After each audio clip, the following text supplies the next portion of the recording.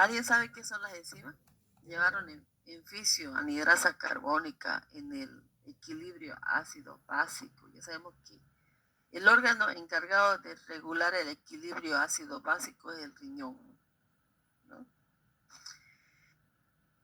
Y tenemos ciertas sustancias, ¿no?, que amortiguan el pH, el cambio de pH.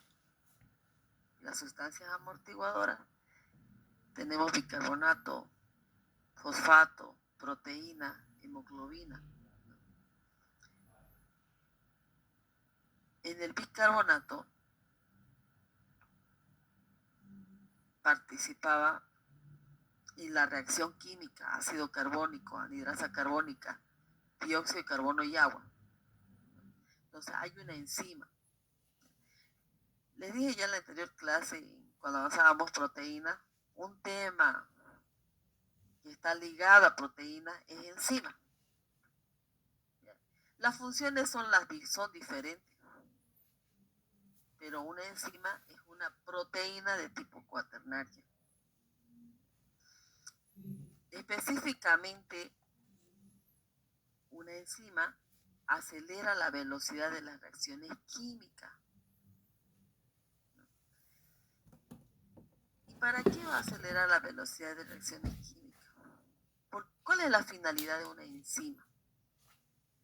La finalidad de una enzima es transformar un compuesto químico grande a otro compuesto químico pequeño, si lo quiere entender de esa manera.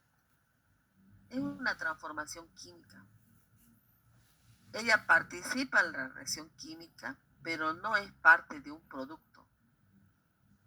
Entonces, una enzima es una proteína de tipo cuaternaria que cataliza las reacciones químicas. Por ejemplo, si yo desayuno un pedazo de yuca o un sonso con un café, el sonso tiene almidón de yuca. Mi cuerpo tiene que transformarlo, porque el almidón es un polisacárido, lo tiene que transformar a monosacárido. ¿Y para qué lo transforma? Para que nuestras células puedan absorber en forma de monosacárido, porque así en estado polisacárido es muy grande y las células también son estrictas. Le dice, es muy grande la molécula, no lo quiero aceptar, no va a participar, no va a ingresar a la célula, le cierra la puerta. Entonces, para eso están las enzimas. Las enzimas, tenemos enzimas digestivas. Y en la saliva tenemos dos enzimas que son la alfa-amilasa y la lipasa. Entonces, prácticamente una enzima va a degradar, va a romper, para transformar otro producto más pequeño. Eso hace lo que hace una enzima.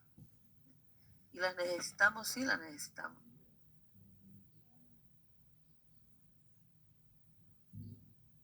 Vamos, continuamos. Entonces, las enzimas son proteínas de tipo cuaternaria y son catalíticas. Y las proteínas, las enzimas, gracias a su carácter proteico, que les permite adoptar una estructura terciaria, una estructura cuaternaria, las enzimas son las únicas moléculas que pueden adaptarse a la sustancia o al sustrato al cual se unen y modifican. Por ser proteínas son termolábiles. ¿Qué quiere decir termolábiles? A una temperatura no óptima, las enzimas se degradan, se desnaturalizan, pierden su función, pierden su estructura. Por ejemplo, la temperatura humana corporal normal, ¿cuánto es? 37,5 grados. 35.5 a 36.5 grados centígrados. la temperatura humana corporal. 35.5 a 36.5. A esa temperatura corporal normal, las enzimas desarrollan su función. ¿Qué quiere decir? Catalizan reacciones químicas. Si yo le aumento la temperatura a 38, 37.5, las enzimas directamente ya le dice, me aumentaste la temperatura y voy a perder mi función específica que tenés que realizar, me voy a desnaturalizar. Entonces, a esa temperatura pierdes su función estructural, ¿ya? Su conformación también es muy termolábil, es muy pasible a la temperatura. Entonces, yo no puedo, la enzima trabaja a 35.5 a 36.5, ni más ni menos. No puede estar sometida a congelamiento, tampoco puede estar sometida a altas temperaturas. Son estrictas. Son estrictas. Bueno, y lo que ocurre en una reacción enzimática, ocurre esto. Ejemplo, una enzima, por ejemplo, la enzima vamos a llamar lactasa. Lactasa la enzima. Sustrato, lactosa. La lactosa está conformada por glucosa más galactosa. Es la unión de dos monosacáridos. ¿Y qué hace la enzima? Rompe el enlace. No, primero se junta lactosa es el sustrato y la enzima es la lactasa. Entonces hay una unión reversible. Esta unión que desarrolla la enzima más el sustrato es una unión reversible, porque luego se va a separar. Primero y así pueden entender, la enzima y el sustrato forman un matrimonio, se casan, se unen. ¿Ya? Luego la enzima deja el sustrato, la abandona y la enzima se separa y forma nuevos productos. Entonces es como si fuera que un matrimonio se divorcia, ¿no? La enzima por un lado, pero ya no hay sustrato, sino quedan sus hijos, que son los P productos. Prácticamente así sería una reacción enzimática. ¿Ya? Y la enzima no se autodegrada. Otra vez va y forma parte de otra reacción química, ¿no? Nuevamente va a separar una lactosa, ¿no? Para dar origen a glucosa y más galactosa. Bueno, ¿y para qué la separa? ¿Para qué separa glucosa y galactosa? Porque la glucosa tiene una finalidad. Va a la célula, específicamente se dirige a la mitocondria, y en la mitocondria un mol de glucosa me origina 38 moles de ATP. ¿Y qué es el ATP? Es energía metabólica, es energía interna, es energía para poder ir a clase, para poder saltar, para poder estudiar, ¿no? ¿Quién me otorga? Un carbohidrato llamado glucosa. Glucosa. Esa es la finalidad entonces. Romper enlace para dar origen a otros productos que puedan ser asimilables por mi cuerpo, por mi célula. No sé si ustedes entienden de esa manera. A ver, vamos a ver. Les voy a dar un ejemplo, ¿ya? Vamos a hablar de una.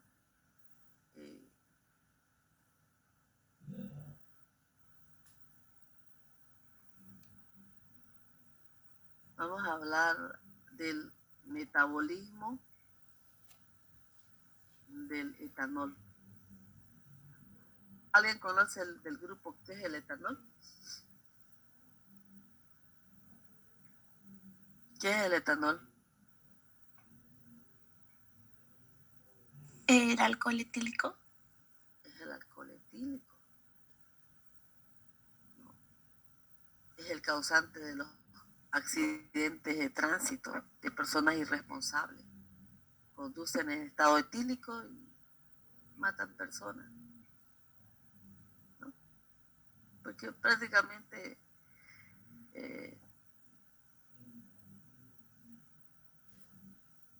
es un homicidio porque no pensaba matar, pero estaba ebrio y lo mató.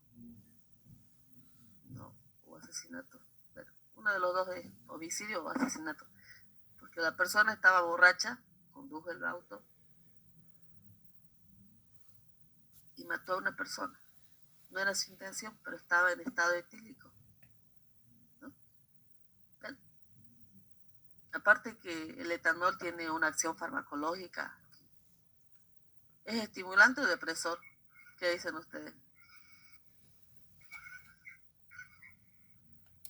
¿Depresor?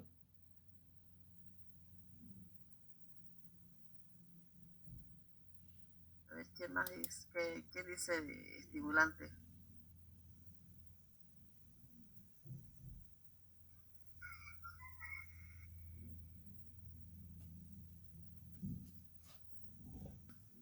Bioquímicamente, para mí, ¿no? Para mí, digamos, ¿no? Y algunos docentes de bioquímica hemos deducido, muy pocos libros, sí, muy raros libros, y mencionan que el etanol a dosis baja, estimulante, a dosis alta, depresor. ¿Por qué les digo? Una persona que consume alcohol, cuando está empezando por un vasito, dos vasitos, se pone después alegre, está feliz, baila reggaetón, baila de todo. Cuando llega a tomar 5 botellas, 6 botellas, una caja, pasado un tiempo, ¿no?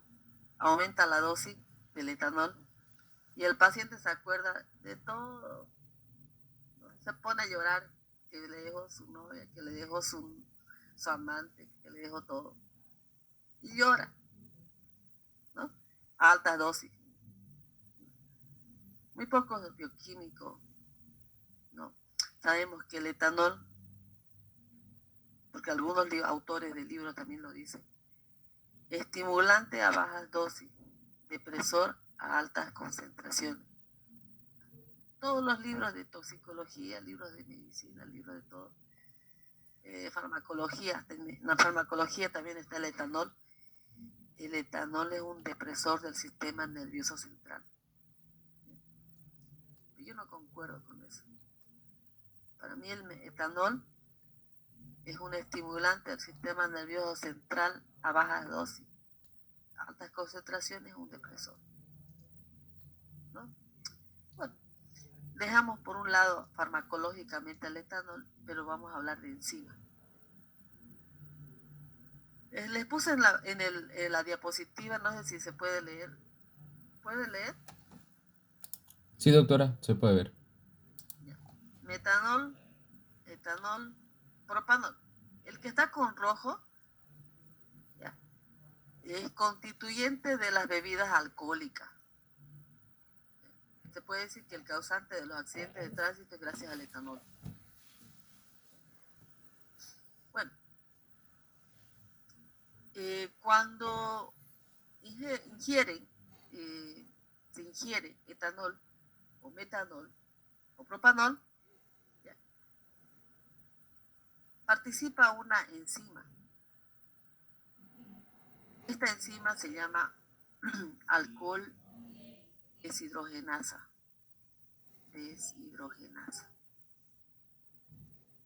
Esa enzima que se llama alcohol deshidrogenasa se encuentra encuentra en el hígado.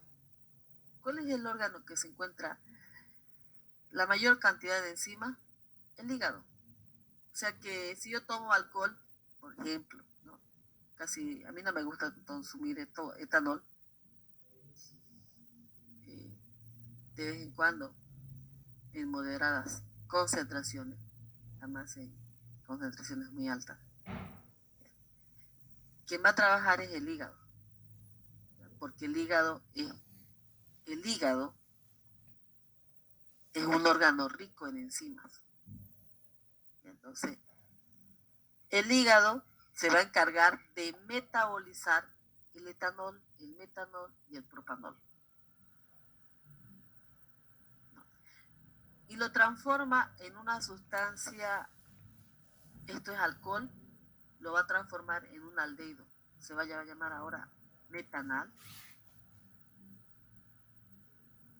El etanol se va a transformar en metanal. Y el propanol, si han consumido propanol, se convierte en propanal. O sea, prácticamente alcohol se transforma en aldehído, gracias a una enzima que se llama alcohol deshidrogenasa, que se encuentra en el hígado. Pero ahí no acaba, se sigue biotransformando, participa otra enzima, el hígado dice, voy a metabolizar otra vez, ¿ya? Lo va a transformar en otro metabolito, y para ahora ya trabaja otra enzima que se llama aldehído deshidrogenasa, se llama. Aldehído deshidrogenasa. Bueno, ya, aldehído, no aldehído, aldehído. Y esta enzima, que también está en el hígado, lo va a transformar al metanal en un ácido carboxílico. Ahora ya se va a llamar ácido metanoico. Ácido metanoico. Y el último se llama ácido propanoico. Bueno, hasta ahí ya se encargó el hígado de metabolizar el alcohol, ya sea metanol, etanol y propanol. Pero, ¿y por qué le estoy hablando de estas enzimas? Y mucho más del etanol. ¿Quién no? Aunque sea una copita, les invitan en una graduación, ¿no? El brindis, ¿está bien? De la promoción, y cuando hacen promociones, todo eso. ¿Qué pasa? ¿Y por qué? Ya, les voy a hablar un poco de bromatología, que es el estudio de los alimentos. ¿Ya? El metanol tiene las características iguales, similares al etanol. El mismo color, líquido. Se puede confundir. O sea que en vez de etanol, le pueden dar metanol. Y algunas industrias hacen de ello por una manera de rendir sus ganancias. ¿Por qué? ¿Por qué me van a adulterar una bebida alcohólica? Porque les conviene, porque se aprovechan de que el metanol y el etanol tienen características muy iguales, casi iguales. Químicamente son diferentes, pero el metanol, que es un alcohol barato, es más barato que el etanol, por eso es que lo utilizan las industrias, adulteran las bebidas alcohólicas, le introducen metanol en vez de etanol. Entonces, por eso hay una entidad que verifica el control de calidad de las bebidas alcohólicas para que no haya esta adulteración. Colocarle metanol a una bebida alcohólica. ¿Y por qué? ¿Qué importancia tiene? El ácido metanoico es el primero que ha metabolizado el cuerpo. Es muy tóxico para el organismo humano. ¿Qué provoca el ácido metanoico? Provoca ceguera, problemas cardíacos, muerte.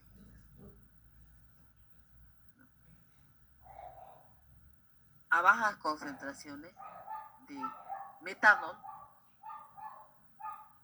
produce ceguera, problemas cardíacos y muerte.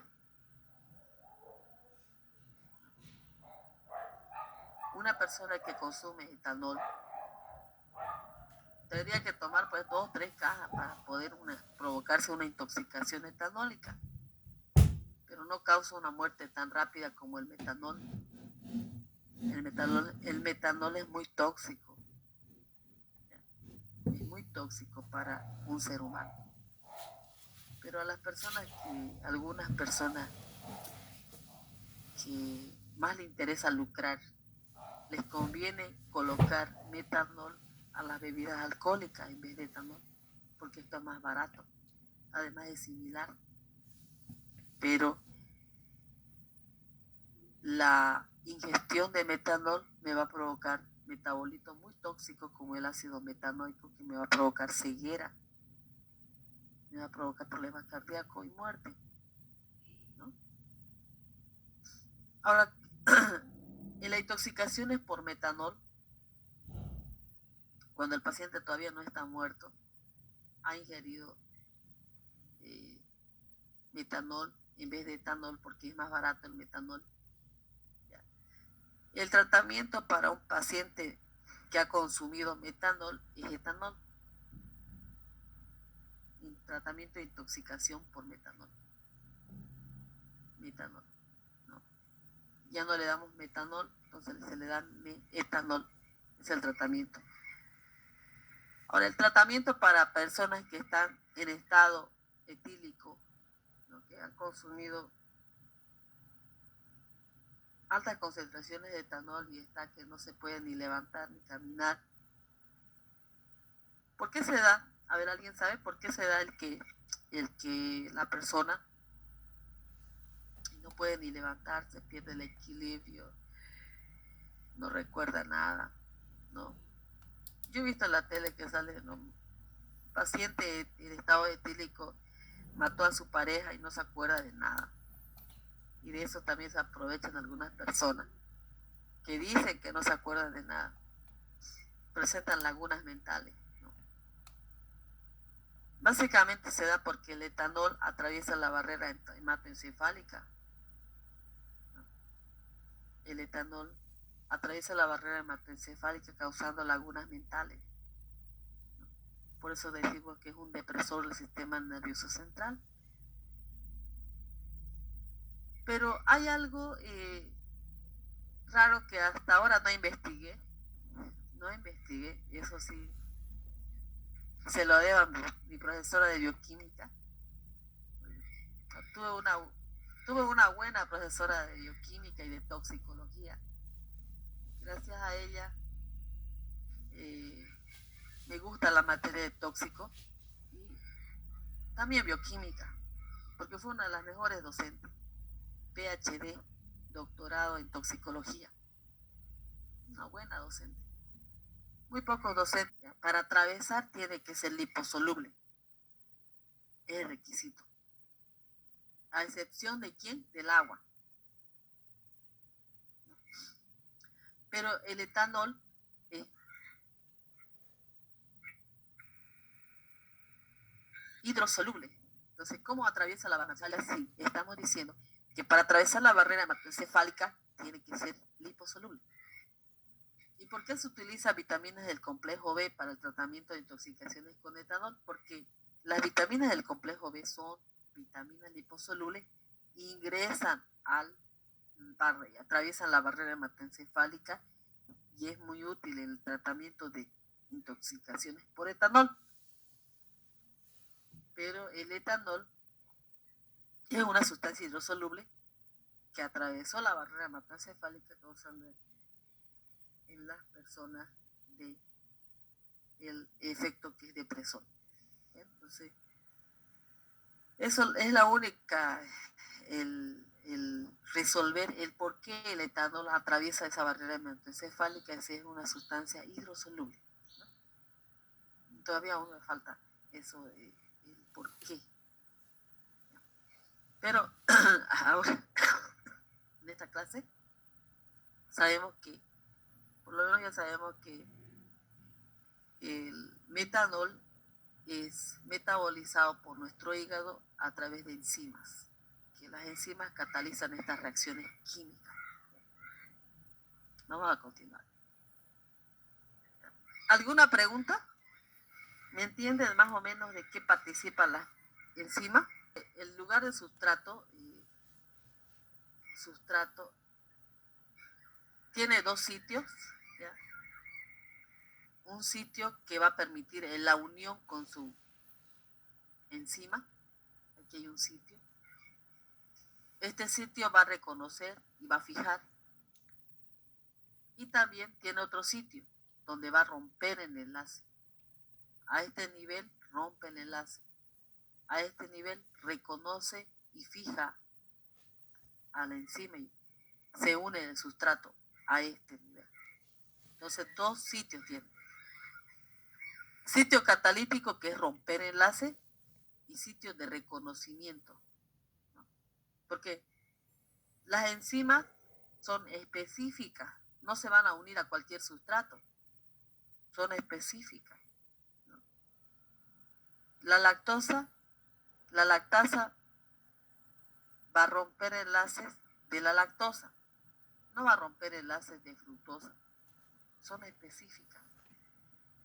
Bueno, según la unión de bioquímicos, las enzimas se dividen en 6 y en el examen final con seguridad van a estar las 6. 1. Transferasa. 2. Hidrolasa. 3. Oxirreductasa. 4. Isomerasa. 5. Liasa. 6. Ligasa. Solamente son 6. O sea, la clasificación de las enzimas, según todos los libros, son 6. Según la unión de bioquímicos, son 6. Vamos por la primera.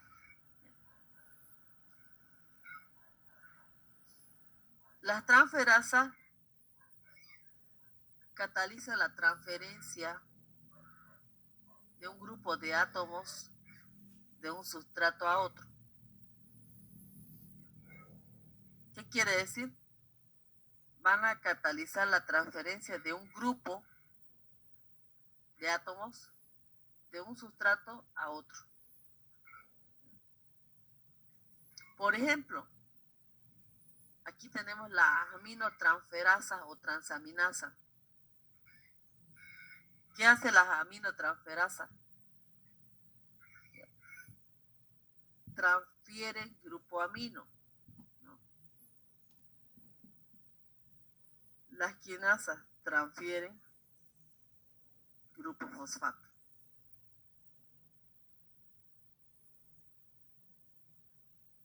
Decirles que las aminotransferasas, aquí estamos mencionando que son transferasas, estas transaminasas, son hepáticas, se encuentran en el hígado.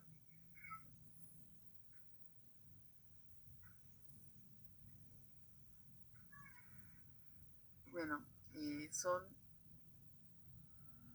se encuentra, es rico las transferasas, se encuentran en el hígado, pero cuando hay un daño hepático por una cirrosis hepática, hepatitis medicamentosa, hepatitis viral, estas enzimas se liberan y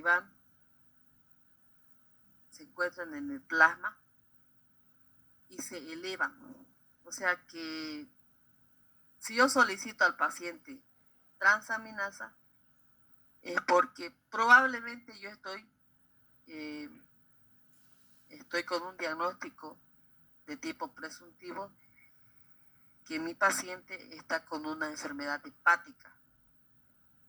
La elevación de las transaminasas me indica un daño hepático, que hay un daño a nivel del hígado. Y el hígado es un órgano rico en enzimas.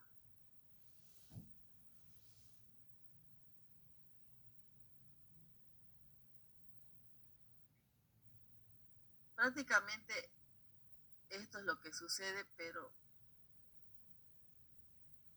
en este momento tengo que comunicarme con mis alumnos de otro grupo porque hablemos de la transferasa, que las transferasas, ejemplo, las transaminasas se encuentran en el hígado y que nos indican el aumento de la transaminasa en suero, en el plasma. Una elevación de estas transaminasas me indica un daño hepático. Directamente yo la asocio. Paciente que tiene una TGO, una TGP, que es una transaminasa que tienen elevada, con seguridad el paciente está con una cirrosis hepática, hepatitis medicamentosa, ¿no? Necrosis del hígado, bueno, o cáncer de hígado. Entonces, estas enzimas que son las transaminasas se elevan por encima del valor de 12 unidades internacionales litro. Un valor normal de transaminasa es hasta 12 unidades internacionales. Si hablamos de 300, el valor de transaminasa, entonces el paciente ya tiene un daño hepático. Además, la detección de estas enzimas que son las transaminasas, si estamos diciendo que el valor de una persona adulta es 12 unidades internacionales, en un bebé es el triple. Pero en el bebé no podemos decir en el recién nacido está con un daño hepático. ¿Por qué? Porque cuando nace un bebé, el bebé todavía no tiene bien desarrollado algunos órganos. Nace y el hígado todavía no ha desarrollado, por ende no cumple todas sus funciones como tal. Entonces, en los bebés, las transaminasas se encuentran elevados 3 veces del valor normal del adulto. Tenemos también transaminasas en el líquido cefalorraquídeo. Para aquellos que tal vez les guste neurología, que algunos están pensando ya, tal vez les falta, pero tiene que uno que pensar tal vez neurología. ¿Ya? La detección de transaminasa en el líquido cefalorraquídeo nos ayuda a diferenciar infarto de cerebro de otra patología. O sea que si mi transaminasa en el líquido cefalorraquídeo está elevado, con seguridad el paciente que estaba con un infarto de cerebro. Y descarto las otras patologías neurológicas. Entonces, la detección de la enzima, las transaminasas, me permite hacer un diagnóstico diferencial, ¿no? Me permite eso. Bueno, como acá ustedes ven en la diapositiva, solo a manera didáctica, ¿ya? Por favor, no traten de memorizar estos carbonos y todo lo demás, porque a ustedes no les interesa saber esto de los carbonos. Lo que les interesa es qué hacen las transferasas. Entonces vamos a avanzar. Esto de acá que ustedes ven, este NH3, ¿ya? Es un grupo amino. Este grupo amino va a ser transferido de este sustrato a este sustrato. ¿Quién lo hace? Una enzima que se llama aspartato aminotransferasa, ¿ya? Que es una enzima hepática. Entonces, al transferir este grupo amino a este sustrato, se cambia el nombre. Ya no son el mismo nombre que tenían. Además que esto de acá que ustedes ven de rojo también se transfiere al otro. Entonces hay un cambio de estructuras químicas, ¿ya? Entonces se cambia el nombre. ¿Y quién lo hizo? Una enzima. Una enzima hepática ha cambiado el lugar de estos grupos. Eso básicamente transferir un grupo de átomos de un sustrato a otro sustrato. Transferasa. Listo. Las hidrolasas, ya, hidro significa agua, lasa romper. Entonces las hidrolasas catalizan la ruptura de un enlace químico mediante la adición de una molécula de agua. ¿Qué les dice? Aquí hay un compuesto químico, aquí hay un enlace.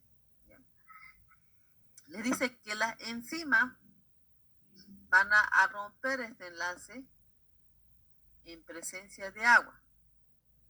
En el anterior no participaba el agua, pero en este sí. O sea que para romper este enlace necesito agua. Si no hay agua, no se rompe este enlace. Entonces, participación de agua, hay una hidrólisis del agua, el hidrógeno más OH, y el hidrógeno del agua va y se une a esto para formar un grupo alcohol, y el fósforo recibe el otro oxígeno y forma el fósforo inorgánico. Entonces, prácticamente hay un rompimiento de enlaces y la presencia de agua. Eso hace las hidrolasas. La oxirreductasa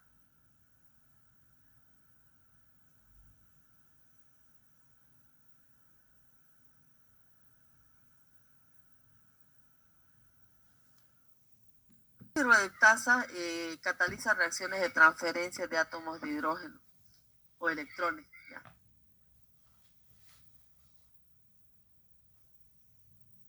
Reductasas, estas enzimas van a catalizar la transferencia de grupos de hidrógeno, ¿ya? Oxirreductasa. Prácticamente esto de oxirreductasa tendría que haber elemento que se oxida y elemento que se reduce. ¿Ya? Y bueno, para entender eso de oxidación y reducción tienen que saber el movimiento de los electrones. Y para explicarles eso me va a tomar un tiempo y no voy a acabar mi clase. ¿Ya? Pero por lo menos, por ejemplo, este NADH está oxidado, se va a reducir en NADH2. O sea, este se ha oxidado, se ha reducido. ¿Ya? Pero ¿y cómo lo hace?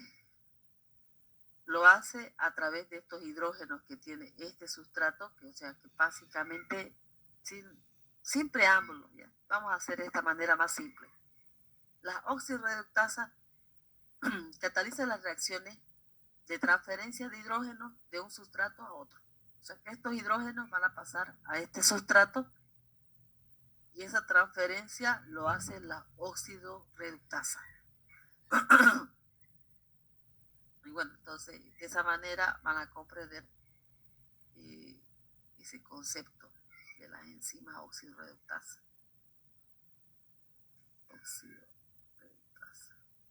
Y luego tenemos la isomerasa. Prácticamente la isomerasa lo que va a hacer también pareciera que va a ser igual que las transferasas, pero no es. Cuando hablamos de isomería, ¿ya? Son compuestos químicos con la misma cantidad de carbono, misma cantidad de hidrógeno, misma cantidad de oxígeno, pero que estas isomerasas lo que van a hacer es el cambio de este OH al carbono 2. ¿No? Aquí tenemos carbono 1, carbono 2, carbono 3. Prácticamente las isomerasas van a cambiar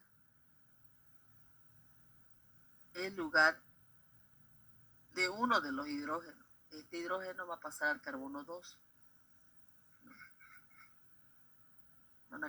Estos dos hidrógenos van a pasar al carbono 2. Y al cambiar de posición, los dos hidrógenos se convierten en otro compuesto. Pero no son igual que el anterior grupo, que hemos dicho que las oxirreductasas cambian la posición de los hidrógenos. Porque en estos compuestos son iguales químicamente, la fórmula molecular de estos dos son iguales, por eso dice iso, iguales compuestos, pero cambia la posición de algún elemento, algún elemento atómico, ¿no? Entonces en este momento cambiaron la posición de estos dos hidrógenos, pasaron al carbono 2, pero ese cambio no me ha cambiado el número de átomos de carbono, hidrógeno y oxígeno. Prácticamente estos dos son iguales. Y a eso se refiere iso. Igual fórmula molecular. Tenemos diferentes isómeros que yo hubiera querido avanzar un tema de isomería. ¿Ya? ¿Y por qué? Porque hay algunos isómeros de sustancias que las enzimas no reconocen. Entonces, iso significa igual fórmula molecular. Entonces, estas isomerasas, en este caso, los hidrógenos cambiaron al carbono 2 y ese cambio han producido otro compuesto. Las liasas, prácticamente estas liasas, como ejemplo la aldolasa, ¿ya?, va a romper un enlace químico a este nivel, a la mitad, y me va a formar dos compuestos químicos. La fructosa 1,6-difosfato, hay rompimiento a la mitad del... ¿Cuántos carbonos tiene? Tiene 6. Entonces, a tercer carbono lo rompe y va a formar nuevos compuestos químicos. Esto de ligasa se los voy a preguntar en el examen, el final.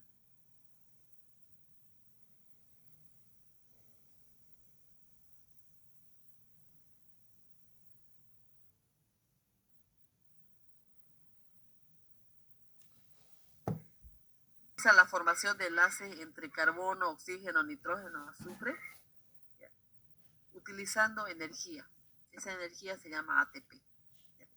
Entonces, básicamente les está diciendo que las enzimas ligasas van a romper enlace en presencia de ATP. No hay ATP, no rompe enlace, listo. Entonces, las ligasas necesitan energía, una energía que se llama ATP. Entonces, el L-glutamato más amonio, más ATP, más agua, se transforma en L-glutamina más adenosindifosfato más fósforo inorgánico. Entonces, hay una hidrólisis tanto del ATP como hay un rompimiento de enlace de glutamato, pero necesariamente necesitan ATP. Si no hay ATP, no actúan las ligasas. Eso los diferencia de las demás. Ahora, ¿cuáles serían los factores que me van a modificar la actividad enzimática? 1, la concentración de enzima. 2, la temperatura. 3, el pH. 4, la concentración de sustrato. Entonces, una reacción enzimática está involucrada una enzima, un sustrato y los productos. Esa es una reacción enzimática. Enzima, sustrato, productos. Y una forma de entender esa reacción química, yo decía, una pareja de matrimonio, la enzima y sus hijitos, ¿no? Pero la enzima otra vez se va, ¿no? Prácticamente los hijos quedan solos, ¿no? Así de esa manera, si pueden entender. Ya. Bueno. Aquí hay un eje de coordenadas de las X y las Y. X y Y. Donde la X es la concentración de la enzima y la Y es la velocidad de la reacción química. Si yo aumento la concentración de la enzima, aumento y aumento, mayor será la velocidad de la reacción química. ¿Ya? A mayor concentración de enzima, mayor la velocidad de reacción química. Es lineal. ¿Ya? Mayor concentración de enzima, mayor velocidad de reacción química. Eso no va a suceder lo mismo con el pH y la temperatura. ¿Ya? Porque las enzimas llegan a una temperatura óptima, ¿no? A esa temperatura óptima alcanza el nivel máximo de la velocidad de la reacción química. Si por algún motivo yo bajé la temperatura de 35.5, ¿no? Se disminuye la velocidad de reacción hasta un total de 0. Entonces esto es temperatura, velocidad. Si yo voy a disminuir menor a 35.5, que era mi temperatura corporal, la velocidad de la reacción química disminuye. ¿Por qué? Porque pierde su estructura la enzima. O sea que la enzima no puede trabajar ni a muy baja temperatura, tampoco a muy alta temperatura. Es muy termolábil. O sea, hay una temperatura óptima. Esa temperatura se debe respetar. 35.5 a 36.5, temperatura óptima de las enzimas. De por debajo, disminuye la velocidad de la reacción, ¿no? Si aumenta más la temperatura, ¿no? Igualito disminuye la velocidad de la reacción, ¿no? Entonces, tienen que saber ese factor que me denaturaliza una enzima. Lo mismo sucede con el pH. Un pH óptimo, ¿no? Por ejemplo, en el intestino delgado tenemos un pH alcalino. ¿Ya? A ese pH alcalino se absorben los nutrientes, se absorben los medicamentos, se absorben. A ese nivel generalmente hay una absorción. Entonces yo estoy diciendo que en el intestino delgado hay un pH alcalino, esas enzimas trabajan a un pH alcalino. Y si yo, por alguna razón, se modificó mi pH, se volvió ácido en el intestino, pues la velocidad de la reacción química también disminuye. Pero si yo en este pH alcalino, ¿no? Suponiendo que 7.8 el pH del intestino, y aumento a 9, a 10, 11, 12, lo alcalinizo tanto, también la velocidad disminuye. Entonces las enzimas trabajan a un pH, a una temperatura óptima, ni muy bajo, ni muy alto, ¿no? Así de esa manera, si pueden entender de esta manera. Ya. Correcto. Ya me falta poco para terminar, pero no terminé el tema. Este tema es uno de los temas más importantes. Bueno, voy a avanzar un poquito más rápido, porque tenía que avanzar hacia los nucleicos también. Entonces ya sabemos, ¿no? Una enzima más sustrato, formación de productos. Y nuevamente la enzima va y forma otra reacción. Participa en otra reacción. Cuando una enzima se activa, enzima activa se llama holoenzima. Holoenzima. Una holoenzima está formado por una fracción proteica denominada apoenzima. Y aquí está la fracción proteica. Y una fracción no proteica que se denomina coenzima. ¿Ya? ¿Qué les quiero decir? Que una enzima necesita de sustancias que no son no proteicas, que pueden ser denominadas coenzimas. Generalmente estas coenzimas son las vitaminas del complejo B. Las vitaminas del complejo B están involucradas para ayudar a las enzimas a catalizar las reacciones químicas. Generalmente las vitaminas. Y estas coenzimas se van a avanzar en el metabolismo de las reacciones químicas. Por ejemplo, tenemos una coenzima que se llama pirofosfato de tiamina, que es la fracción no proteica de una enzima. Este cofactor o coenzima está dentro de esta coenzima una vitamina que se llama tiamina, vitamina B1. La otra coenzima, fosfato de piridoxal, que es el PAL, está involucrada una vitamina llamada vitamina B6. La coenzima FAT, que es flavin adenin dinucleótido, está involucrada la vitamina B2. NAT, nicotin adenin dinucleótido, está involucrada la vitamina nicotinamida. La coenzima A presenta una sustancia vitamínica igual, el ácido pantoténico.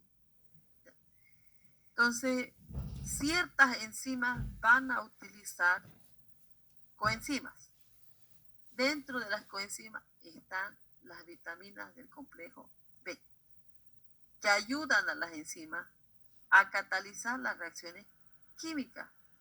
¿Me están entendiendo? ¿Sí? Sí, doctora. Ya. Si no pueden, algunos no me están captando, revisen su libro de química de blanco, ya, por favor, porque esto es muy importante, el metabolismo de las reacciones químicas. No hemos avanzado en metabolismo de carbohidratos, metabolismo de la proteína. Y para avanzar metabolismo, tienen que saber qué es lo que hace una enzima, porque ellas catalizan las reacciones químicas. Entonces yo les aconsejo, para aquellos que no me están entendiendo, debe haber algunos, ¿no? Entonces revisen su libro. ¿Ya? Lo quiero hacer de la manera más sencilla, pero a veces no da el tiempo, ni tampoco estoy en la universidad para poder explicarles. Bueno, hablamos de las coenzimas, que son fracciones no proteicas que ayudan a las enzimas. También hay ciertas enzimas que no necesitan de coenzimas, necesitan de ciertos elementos metálicos. ¿Ya? Y estos elementos metálicos, que son de la tabla periódica de los elementos, son denominados cofactores metálicos. Por ejemplo, el hierro. El hierro es un elemento, ¿no?, que participa cuando está catalizando la enzima catalasa, peroxidasa, citocromo. El cobre, citocromo, participa cuando está trabajando la citocromo oxidasa, la tirosinasa. El zinc, les dije que hay una enzima que se llama alcohol deshidrogenasa. El alcohol deshidrogenasa necesita del zinc. Entonces, para trabajar, para metabolizar el alcohol, necesita de un elemento metálico llamado zinc. O sea, necesita un ayudante prácticamente, ¿no?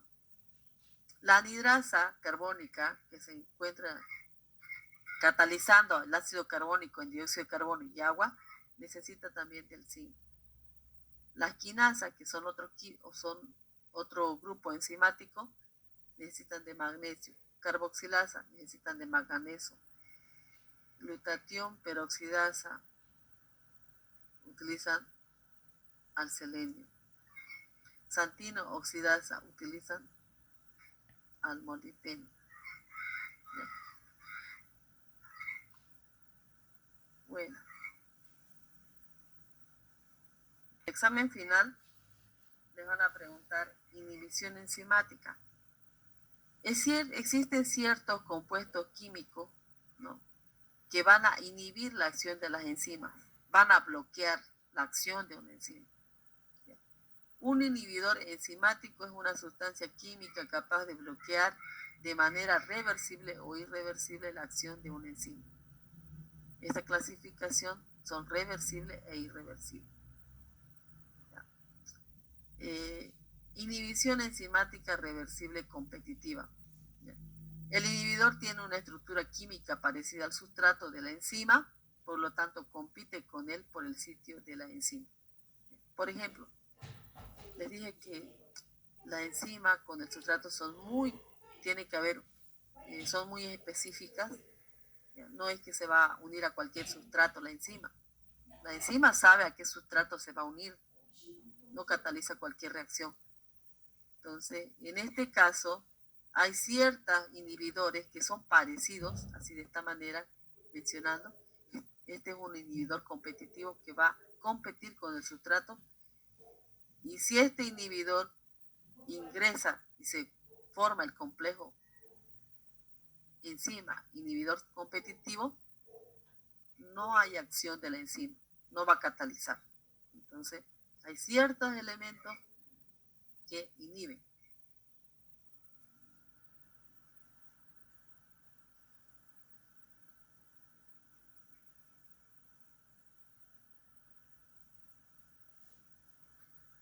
Enzimática reversible no competitiva. Los inhibidores se unen a la enzima en un lugar distinto al sustrato y disminuyen la velocidad máxima de la reacción sin modificar. Prácticamente la enzima con un inhibidor van a unirse, no hay competición, no hay otro. Entonces hay una unión inhibidor, enzima y sustrato. Y si hay esta unión enzimática, es de tipo reversible, no es irreversible. Entonces, ellas van a inhibir enzimáticamente la reacción química, pero esta unión es de tipo reversible.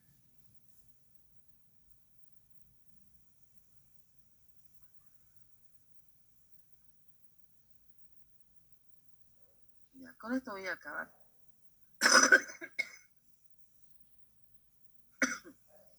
Paciente de 58 años con antecedentes de tabaquismo, hipertensión arterial e hipercolesterolemia, consulta a la guardia de un hospital por un dolor precordial opresivo propagado al brazo y mano izquierda de más de una hora de evolución. El médico que lo atendió solicitó un electrocardiograma, un análisis de sangre, tras lo cual decidió internarlo. ¿Ya? A este paciente de 58 años ya presentaba, fumaba mucho, tenía hipertensión arterial, su colesterol estaba elevado, tenía un dolor en el pecho y menciona aquí, propagaba al brazo y la mano izquierda. Entonces estamos hablando de un infarto agudo de miocardio, ¿ya? Porque había dolor de pecho, ya opresivo, ¿ya?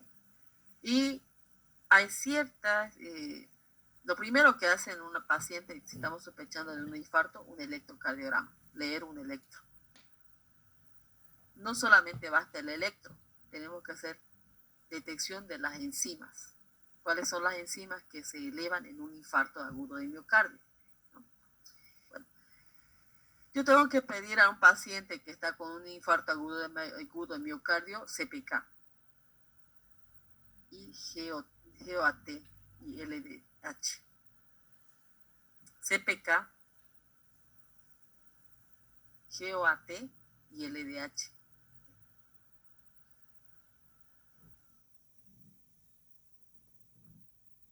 Las isoenzimas son proteínas que catalizan la misma reacción química, pero tienen diferentes propiedades físicas por variaciones en la secuencia de aminoácidos determinadas por los genes.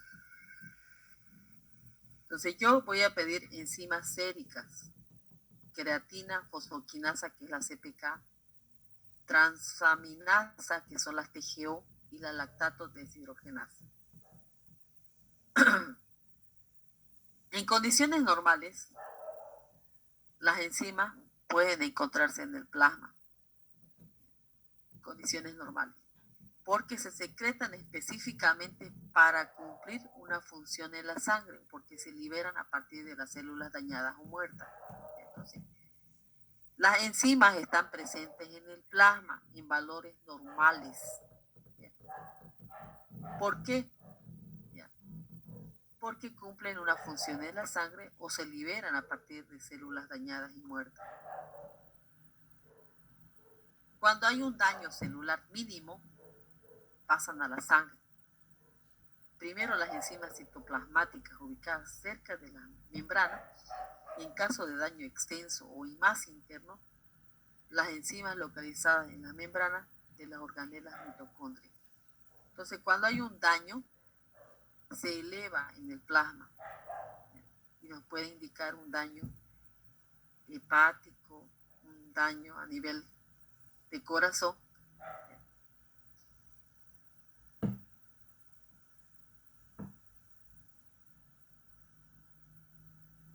Estaba con mi infarto agudo de miocardio, tengo que pedir CPK. CPK, esta enzima sérica que se encuentra elevado en la sangre, en el plasma, se encuentra en el músculo esquelético, en el corazón y en el cerebro. La CPK. Las transaminasas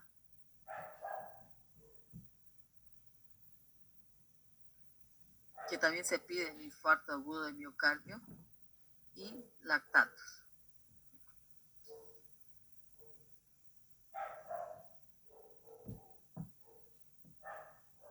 Con un infarto, un agudo de miocardio, los niveles de CPK-MB, que es la creatina fosfoquinasa, que hemos dicho que está en el músculo, en el corazón, esta enzima se incrementa dentro de 3 a 12 horas de aparición del dolor de pecho. Alcanzan un pico máximo a las 24 horas y retornan los valores basales dentro de las 48 a 72 horas.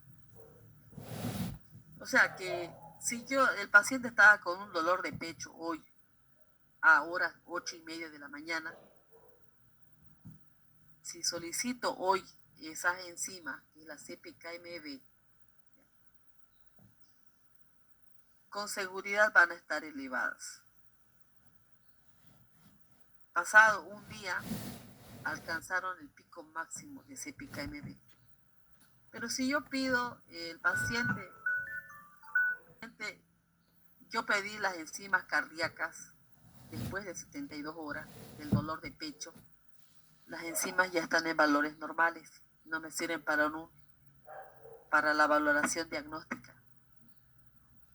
Entonces yo tengo que entender que si mi paciente presentaba el lunes un dolor de pecho opresivo y en el electro salió que estaba presente un infarto agudo de miocardio, yo no le puedo pedir las enzimas cardíacas a las 72 horas, porque con seguridad el valor de las enzimas ya está en valor normal.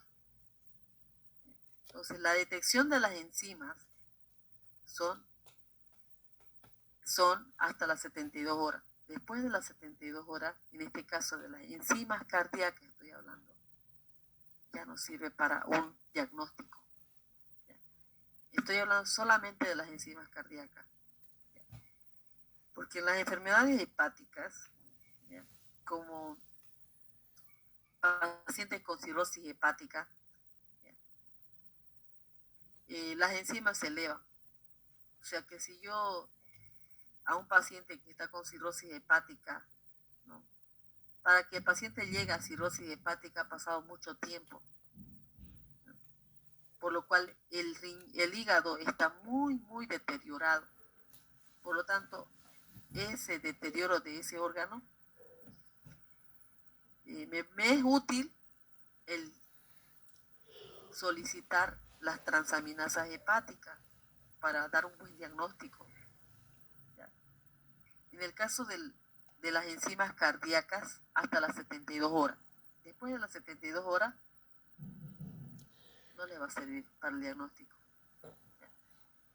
En el caso de las transaminasas hepáticas, sí le sirve, ¿no? Si yo caso, mi paciente está con cirrosis y le pedí transaminasa, con seguridad las transaminasas van a estar elevadas.